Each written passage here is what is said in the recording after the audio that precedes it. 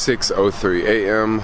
Just cycled to Starbucks here, locked off the bike here, and ready to go get coffee now.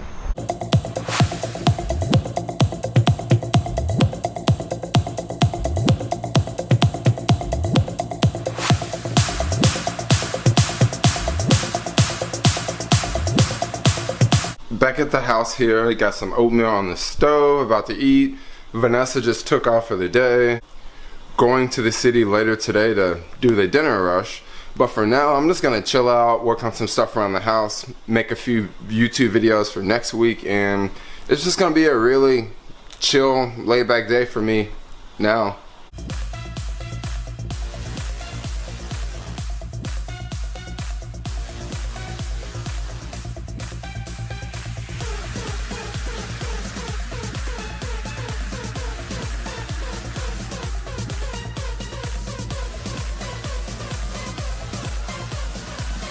Breakfast is done.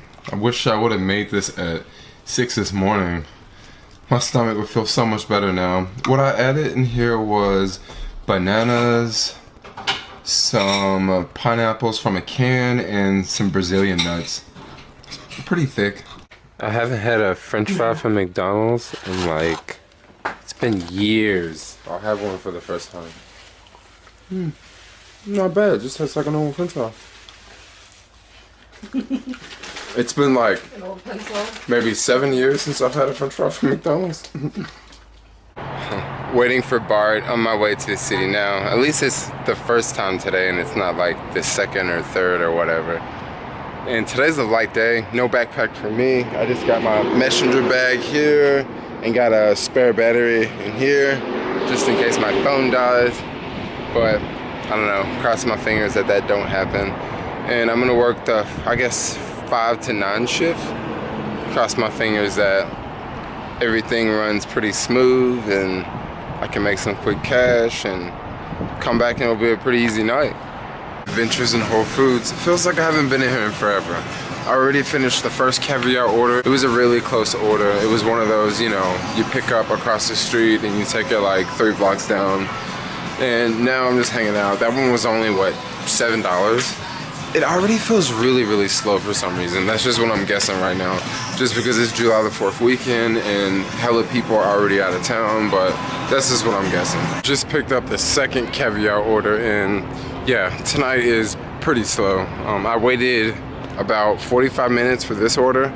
I hung out in Whole Foods for a little bit, cycled around downtown, you know, just moved around a little bit and yeah, no requests were coming in. This request just popped up. And this is a really simple request. Just picking up from one end of market and taking it to the other end of market. It's all downtown. So I'm pretty stoked on this one. This is what, a $10 order? And I'm waiting for those $45 bonuses to kick in. I think those kick in at like 7:30 and it's like 7 now. So any minute, cross my fingers, get a couple of those and then go back home. Because yeah, it's pretty slow. This is how I'm cycling with the deliveries. Just take one of the straps from the bag and put it over the handlebars and the bag is safe and secure. This bag's not going anywhere unless this bike goes over. Right now it's super slow out there. I am hanging out in the mall because there's just not much going on. Earlier I was reading the comments because, you know, as a YouTuber, we always make it look like YouTube is really easy. But actually behind the scenes there's a lot of work that, you know, YouTubers have to do. So earlier I was at home going through a lot of comments and doing a lot of like internet stuff. I spent about 5 hours online.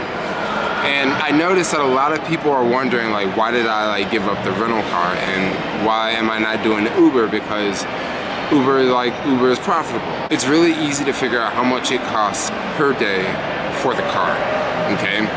Which was $33. Plus, let's say $6 for toll, so now we're at $39. Plus, let's say $11 in gas, so we're at 50 bucks. So let's say it costs me roughly 50 bucks a day for the car. Now, some days I'm gonna use a lot more gas. Some days I'm gonna go to the city back and forth, so I may have multiple tolls.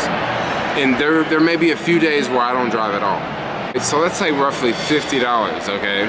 50 bucks. So that means if I go out and drive and make $100, I've only made about 50 bucks, okay? If I go out and drive and only make $50, that means that I pretty much didn't make any money.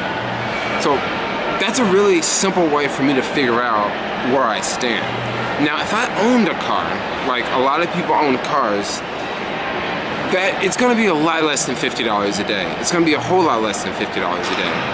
But the thing about owning a car, it's really hard to figure out what that cost per day would even be, because, you know, with a rental car, you don't have to worry about insurance, maintenance, you don't have to worry about all of that stuff. And with your own car, that's something that, you know, obviously you don't pay for insurance every day and you don't pay for your registration every day, but you actually would want to like calculate it as if you would, and that would sort of give you a breakdown on how much it costs, you know, to operate the car, and that would give you a breakdown on how much it would cost to operate your car every day. So what I figured out was this: if I'm not making like over $150, if I'm not making $200, it's not worth it. Because remember, you have the $200 subtract the $50, so that's going to give you with $150, which is not so bad. But how long did it take for you to get to that? Did it take you 6 hours or did it take you 13 hours? That's the next question you want to ask. The hourly guarantee's changing all the time, and like 1 week, you know, it's decent. The next week, I'm just getting like played around with. Like, I'm just over it. And guys, don't get me wrong, there are a lot of people out there that will continue to make money and continue to make guarantees. I'm just giving it a break right now. Like, I'm just giving it a break now, right now. There are a lot of drivers out there that they just drive non-stop, you know? What I do is I'll drive a little bit, drive a couple months, give it a break. Drive a little bit, give it a break. Do something else. I'll just switch it up, you know? Because if I just do Uber non-stop, like, I will literally go crazy. You know, these same passengers, the job is like not the easiest thing ever. Like, you do have to deal with the general public, for crying out loud. I'm sitting here waiting on a request. I'm just going through the Facebook groups, and drivers are saying it's pretty slow.